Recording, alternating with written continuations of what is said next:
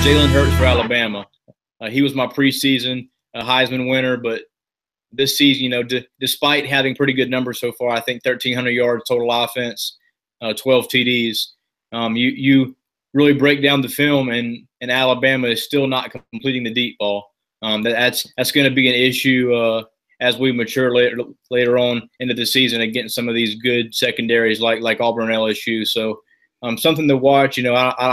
I don't think Alabama's invincible, as some might say. Brad, what seems to hurt Jalen Hurts' reputation and the perspective on him gaining Heisman votes is that he doesn't seem to be needed by that team. They seem to be dominant, and what is he giving them that other quarterbacks couldn't? He's also not compiling just massive stats, as you mentioned. And then because of the blowout nature of the games, and the closest game's been this Texas A&M game, and it wasn't a game that was going back and forth.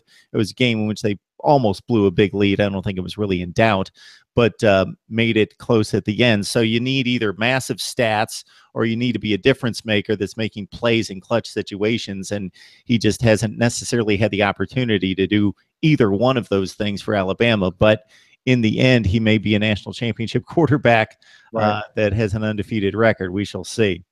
I mean, right now, he's 20-1 as a starter midway through his sophomore season, and nobody really mentions him. They want to talk about his NFL draft stock, which is still 2.5 years away. But the way we judge quarterbacks nowadays, Mark, if you're not NFL ready by a sophomore, then no one talks about you. So.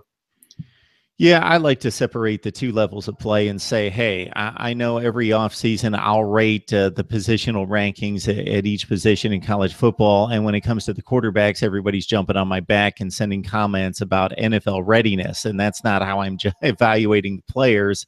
That's a whole different deal in terms of their draft eligibility and the potential that they're showing at the next level versus what are they producing at this level. Two separate things. And when you talk about Washington, we can look to the South in the Pac-12 and see that USC's got an interesting date at home at the Coliseum against Utah, and they pretty much have no margin of error at this point due to the Trojans after the one loss in Pullman.